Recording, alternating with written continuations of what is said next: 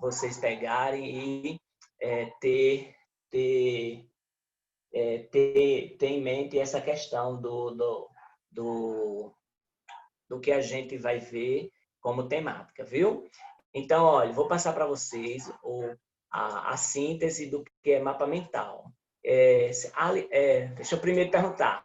Vocês sabem o que é mapa mental? O que são mapas mentais? Alguém aqui sabe? Alguém aqui usa? Deixa eu ver aqui quem foi que falou. Certo. Beleza, melhor ainda. Então, vai ser uma revisãozinha bem simples, porque já que vocês conhecem, né, o mapa mental, aí fica bom, porque se não conhecesse, eu teria que explicar bem direitinho, então você já tem a noção do que vai ser, certo?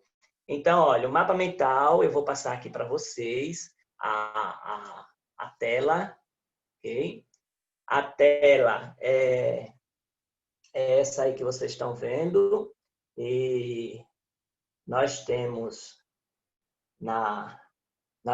aí o assunto, o nome do assunto no centro, os pontos importantes sendo indicado por tela, por setas, aliás, por setas, e tem essa questão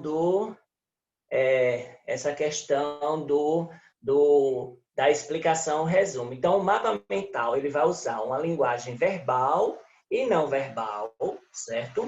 Vai usar uma linguagem verbal e não verbal e vai ser através dessas setas que você vai fazer o resumo.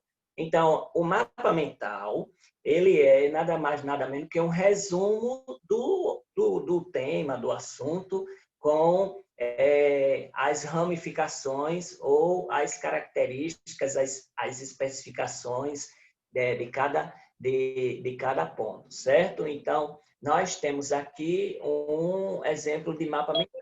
O nome do assunto, certo? O nome do assunto no centro e as setas indicando aqueles pontos importantes aí que embaixo você pode fazer os resumos, né? Os resumos ou explicação sobre esse ponto importante. Aí nós temos na internet, eu vou ter que interromper essa tela aqui, aí, deixa eu ver aqui, Ingrid chegou, deixa eu botar logo aqui, Ingrid... Rafael já está aqui, Rafael já. Aí tal. Então, nós temos na outra tela aqui exemplos de mapas mentais. Deixa eu colocar aqui. Certo? Olha, aqui tem vários exemplos de mapas mentais, ok? Então, nós temos esses exemplos aqui, ó. Então, muitos, de todos os assuntos, eu posso ter mapa mental de todos os assuntos, tá certo? E aqui, ó, de feudalismo. Feudalismo aqui, ó, nós temos esse aqui, tá aí do lado, né? E nós temos várias setas falando sobre as características do assunto. Esse da água aqui é bem importante, ó. Então, tem mapas mentais de todos os assuntos, certo? Todos os assuntos. Então, aí nós temos, no caso da água, que é o assunto geral, está no centro, ligado pelas setas, certo? Pelas setas, e nós temos todas as características que é preciso de um resumo. Então, usa a linguagem verbal e não verbal. A linguagem verbal e não verbal é aquela que nós temos frases e figuras e desenhos. Então, esse aqui é o assunto sobre mapas mentais, tá certo? O mapa mental ou mapas mentais, dependendo de quantos a pessoa vai fazer, ok? Aí vamos entrar aqui na revisão sobre o que a gente viu na aula passada, os gêneros textuais, ou gêneros do discurso e tipos textuais. Lembrar que quando você for fazer um concurso público, você vai passar você vai passar pela prova e a prova ela vai ter muitos gêneros textuais, certo? Vai ter uma charge, vai ter uma charge, vai ter uma reportagem, vai ter coisas assim que é, coisas desse tipo que você vai ter que interpretar. Então, os tipos textuais é o maior. A gente estudou nas aulas passadas, desde o início da nossa, da nossa, do, do nosso curso, né? Que eu estou substituindo a professora, então, desde a substituição dela, a gente já falou sobre narração, descrição e dissertação. Então, a gente falou de 3 tipos textuais, certo? São 5 ou 6, dependendo do autor, 5, 6. Aí, a gente vai estudar o injuntivo e o expositivo. Aí vão ser 5, certo? Então, os tipos textuais são 5. E os gêneros textuais, eles são a subdivisão desses tipos textuais. Então, nós temos muito, né? Nós temos a questão do telefonema, da receita, da bula, do blog, do Tumblr, do e-mail, da regra de jogo, do bilhete, do convite, da tirinha, da charge. Então, nós temos do verbete de dicionário, nós temos esses gêneros textuais. Então, todo mundo aqui já teve contato com os gêneros textuais ao longo da sua formação no ensino médio e até mesmo no ensino fundamental.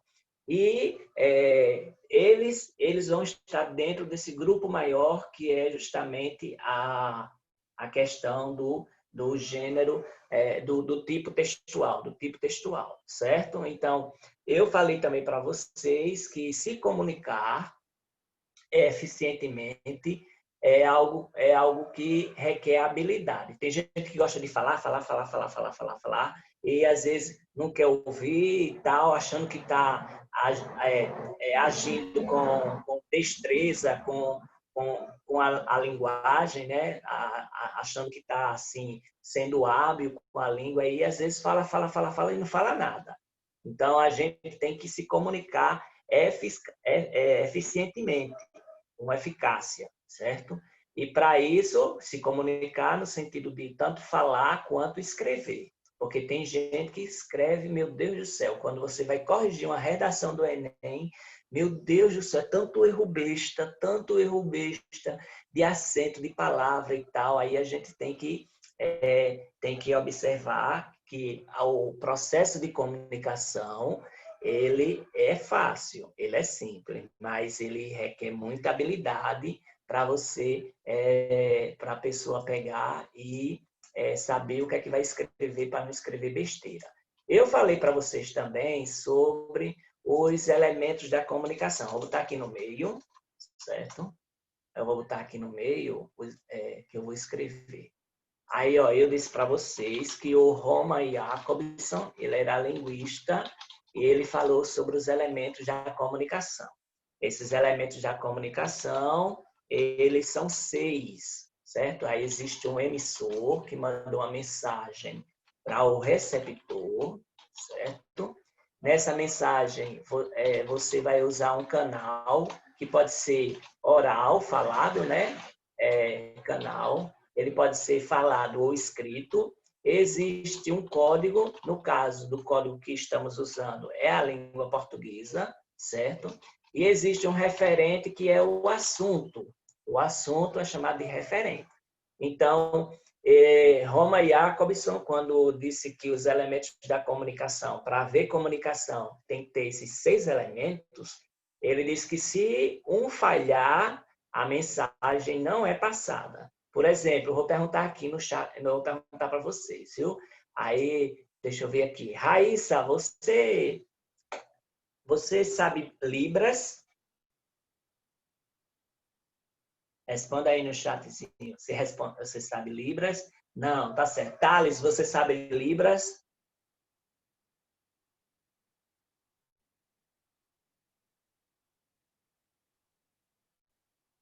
Thales sabe Libras?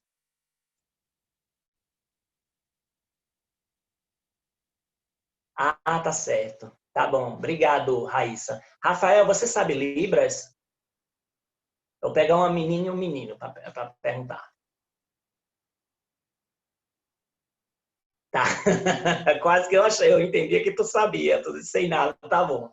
Então, olha, quando alguém vem falar com você, se a pessoa usar o código de Libras, que o código é a língua que ele está usando, então não vai haver comunicação, porque a mensagem não é passada do emissor para o receptor, certo? Porque você não consegue entender o código. Então, nem eu, nem Raíssa, nem Rafael a gente teria comunicação com aquela pessoa que ela usa Libras porque o código ele é diferente, você não consegue identificar, você não consegue passar a mensagem daquele código, você não consegue interpretar a mensagem daquele código.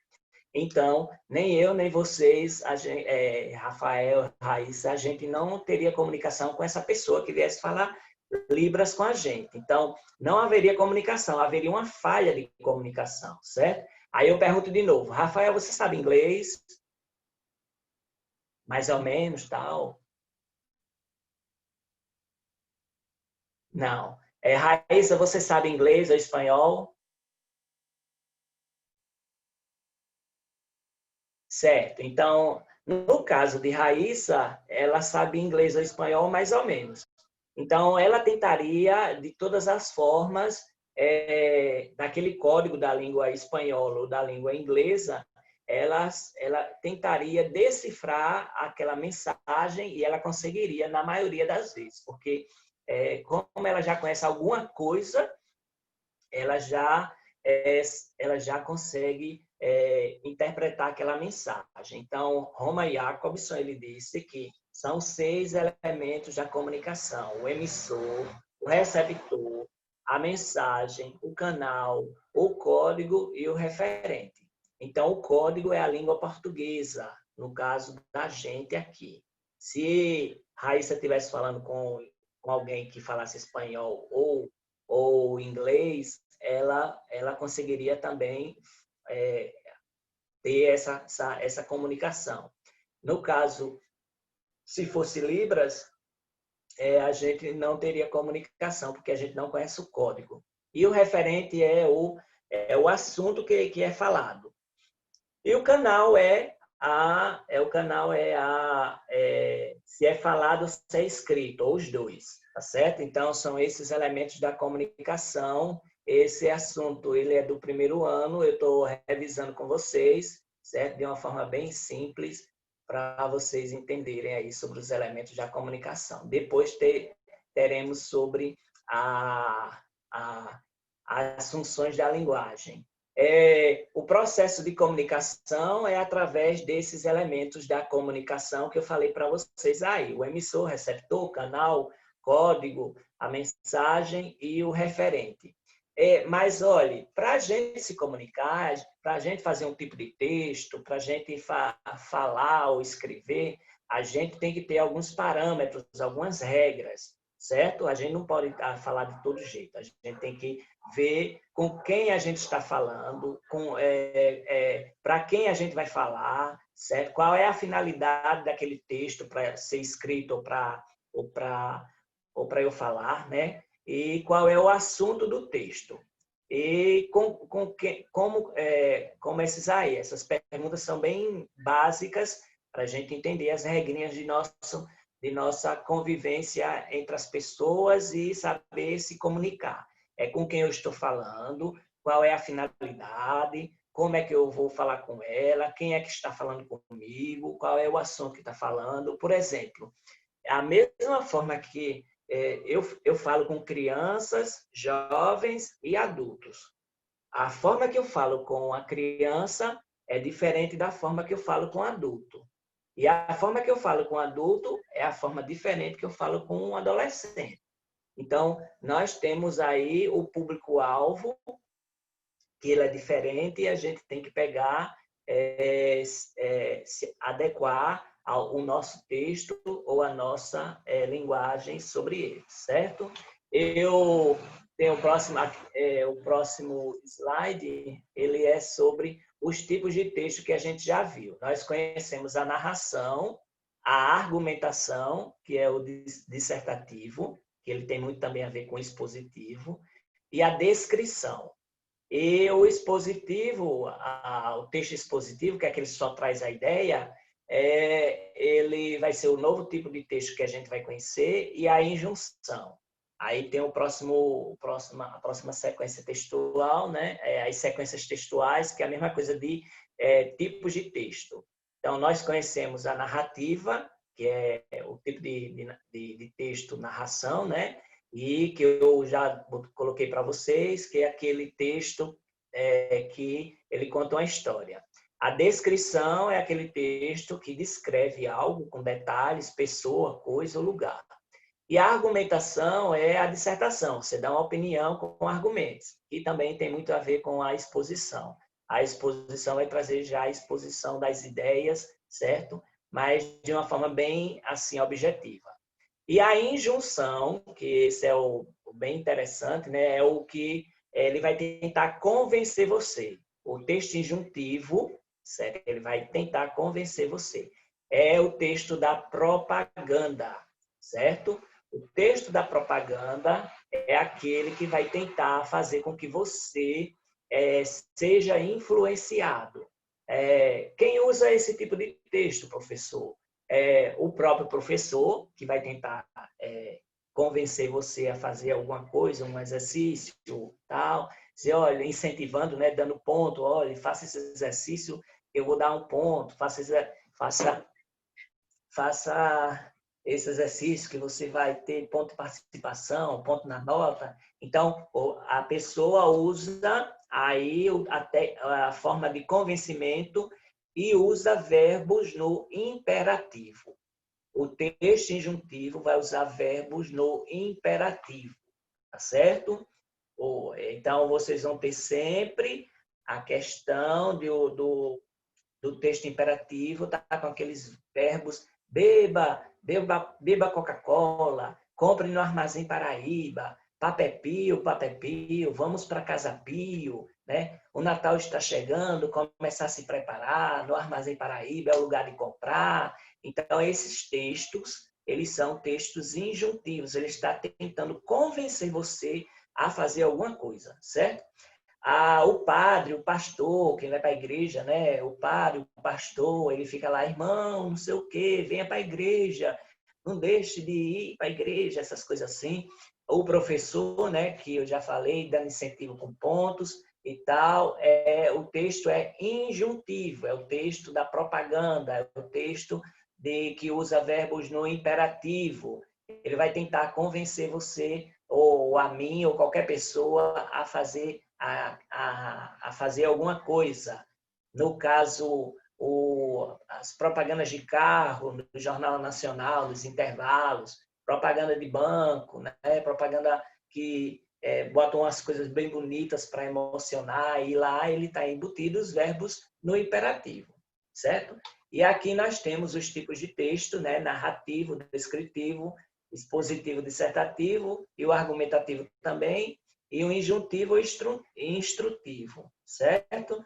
Então, narrativo, como eu já disse a vocês, lá no início do nosso curso, fornece informações sobre tempo e espaço, do fato e acontecimento narrado, reais ou imaginários. O descritivo, sequência de localização, riqueza de detalhes e uso de adjetivos. O analítico, ele limita-se a apresentar ou expor determinada situação, esse é o expositivo, o jornalístico, né? E a dissertação, a argumentação, é aquele que defende o ponto de vista e tenta convencer e persuadir o receptor. E o injuntivo, também instrutivo, são sequências imperativas, sugere ações, faz imposições e exigências. Viu? Então, esses são os tipos de texto.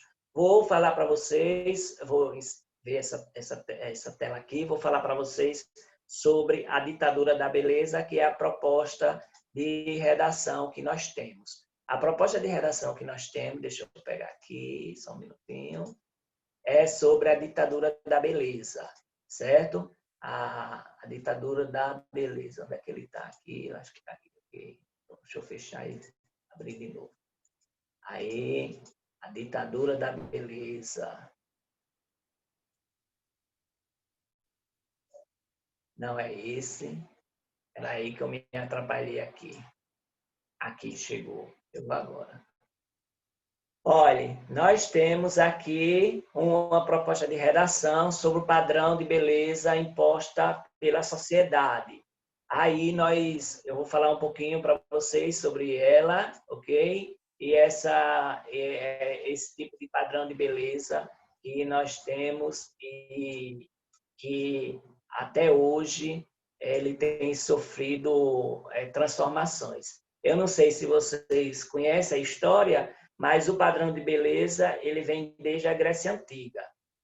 A Grécia ela valorizava o corpo, certo? Por isso que tem aqueles deuses gregos, mais voltado para o homem, né? Porque a mulher não aparecia.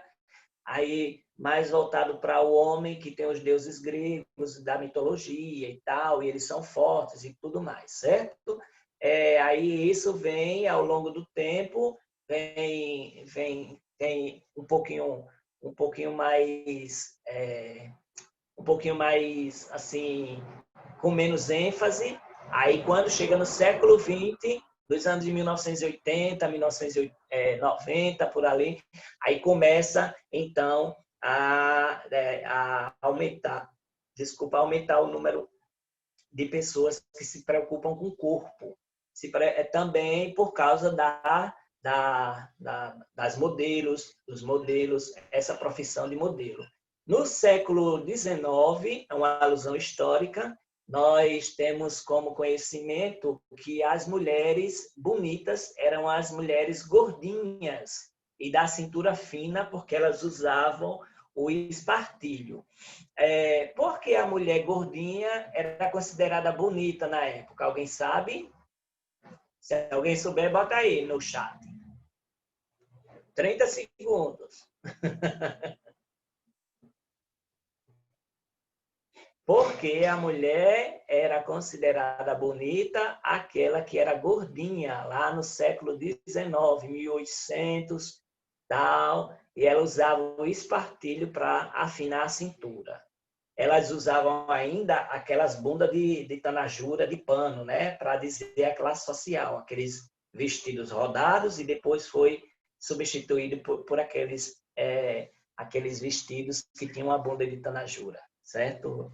Arrebitado, para dizer a classe social. Pronto, então vou explicar para vocês. Os textos da literatura, os textos apresentam esse tipo de mulher, uma mulher gordinha, uma mulher da cintura fina, e os textos históricos apresentam isso. Por quê? Porque a mulher era considerada bonita, esse padrão de beleza, porque a sociedade da época achava que a mulher gordinha era aquela que tinha condições de comprar comida, alimentos, para comer bem. E ela comendo bem, ela ficava gordinha. Já aquela que era magra é aquela que passava fome, aquela pobre, que passava fome, que não tinha dinheiro para comer, certo? Então, nós temos essa realidade do século XIX aqui no Brasil e no mundo todo, certo? No mundo todo. O Brasil é um reflexo do mundo todo. Então, nós temos essa realidade. A mulher que era gordinha é aquela que comia melhor, porque ela tinha mais condições financeiras de comprar comida. Enquanto as magras eram aquelas que passavam fome e que eram pobres, porque não tinha muito o que comer, certo? Então, olha, com o passar do tempo, surgiram as modelos, e as modelos elas tinham que ser magras. Até hoje tem que ser magras, né? Com não sei quanto de busto e tal. Só que a gente vai ver que o padrão de beleza, então, mudou do século XIX para o século XX, XXI, que hoje as modelos e os modelos, né, homem e mulher, eles têm que ser magros, com barriguinha sarada, trancada, não sei o que, esse negócio aí tudinho, e tudo isso imposto pela mídia. A mídia, a gente vai ver esses blogueiros, né? Esses blogueiros no Instagram e tudo mais, aí eles ficam ostentando as mulheres de biquíni o, com, com o tanquinho dela lá aparecendo e tal, e achando, faz uma foto bem bonita, certo? Outras modificam isso através de Photoshop, né? Usa o Photoshop para melhorar a sua foto, para tirar uma estria, para tirar essas coisas assim, né? Então, isso é o padrão de modelo, que é o padrão que nós temos imposto pela mídia hoje, certo? A beleza é assim, não existe beleza natural. Só que a gente tem em contrapartida, antes desse momento, a questão dos anos 20, 30, 40, 50, 60 e 70 por ali, em que Mary Monroe, você vê uma musa, uma deusa, né, no sentido de beleza. Ela não tinha Photoshop, as fotos dela são perfeitas, não tinha Photoshop na época, ela era muito bonita, é uma alusão histórica que a gente faz. E aí, essa questão da ditadura da beleza provoca doença como a bulimia e a anorexia, que a gente vai ver agora nesse documentáriozinho aqui, certo? Espera aí, só um minutinho para eu aumentar. Na obsessão por um corpo perfeito, muitas pessoas acabam enxergando uma imagem distorcida no espelho. Para os anoréxicos, por exemplo, seu peso e sua suposta aparência se tornam inaceitáveis. E as medidas para se alcançar o corpo idealizado, na maioria das vezes, são agressivas e podem levar até a morte. A estudante Natália Guissoni sentiu na pele esta angústia. Eu tinha uma agenda, um diário, assim, que eu anotava quantas calorias eu comia por dia. Eu anotava tudo, assim, então eu comi 2 colheres de arroz, tantas calorias. Só que, assim, uma mulher adulta precisa de 2.000 calorias para se manter em pé. Eu achava isso uma besteira, eu falava, não, 500 tá bom. E assim, aí eu anotava, tipo, 200 mais 300, 500, ok. Então amanhã eu tenho que comer menos que 500. E daí eu ia comendo cada dia menos. A meta era sempre bater o dia anterior. Chegou ao extremo de ficar quase um mês sem comer nada. Quando você tá nesse processo assim de não comer nada, parece uma eternidade, porque você acaba sentindo fome. É impossível você não sentir fome em nenhum momento, mas você, tipo, você sente muita dor no estômago e você resiste, assim, e tal. Tanto é que eu falava, assim, com o maior orgulho, depois que passar pela dor de estômago, tá ótimo. Basicamente, a anorexia é um medo obsessivo de engordar, o distúrbio alimentar que mais atinge a população no mundo.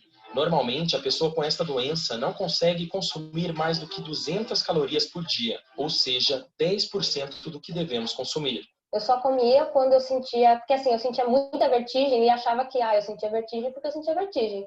Mas não, é porque eu tava muito fraca. E daí quando eu sentia assim, que eu levantava da cadeira e eu sentia que ia desmaiar, assim, daí eu falava, não, vou comer uma bolacha e sal. Era isso que eu comia no dia. Se nós pensarmos... Situação. Em média, uma pessoa internada por anorexia ou bulimia a cada 2 dias nos hospitais do Sistema Único de Saúde no estado de São Paulo. Somente nos primeiros 7 meses do ano foram 97 internações.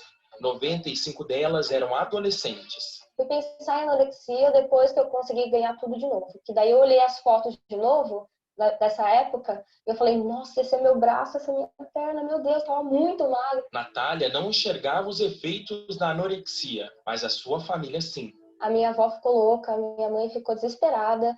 Elas tentaram fazer de tudo, assim, para me levar no médico e tal. Elas me levaram também no dermatologista para ver quanto cabelo tinha caído, minha pele ficou muito seca, minha unha quebrava de qualquer coisa.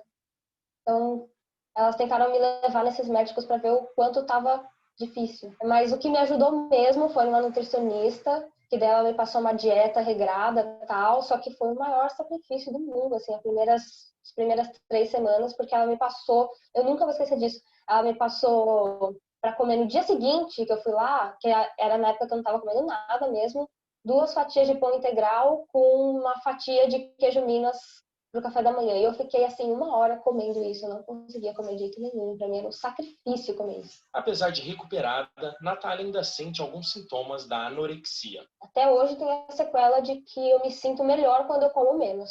A bulimia é um dos sintomas da anorexia. É um distúrbio em que a pessoa tende a consumir grandes quantidades de alimentos, mas sente remorso e provoca vômitos ou toma laxantes para se livrar daquilo que comeu. É um ciclo vicioso. Então é isso, pessoal. Nós temos aqui essa questão da bulimia e da anorexia, que é um tema de redação, um tema muito polêmico na sociedade, porque o padrão de beleza ele requer esse tipo magro, mas ele também diz que esse padrão ele traz essas doenças de anorexia e bulimia, tá certo? O padrão ele vai mudando ao longo do tempo e a gente vê tanto na literatura, quanto na história, quanto na idade antiga, lá na Grécia, esse culto ao corpo que vai chegando a essa ditadura da beleza. Nós temos só 1 minuto, desejando a vocês bom dia e se tiver alguma dúvida, chama no privado, se tiver alguma dúvida, faz uma redação, se quiser que eu corrija, dê uma olhada, me chama no privado que eu faço isso. Não esquece de atualizar as atividades no Google Sala de Aula, certo? Bom dia, boa sexta e bom fim de semana para vocês. Tchau.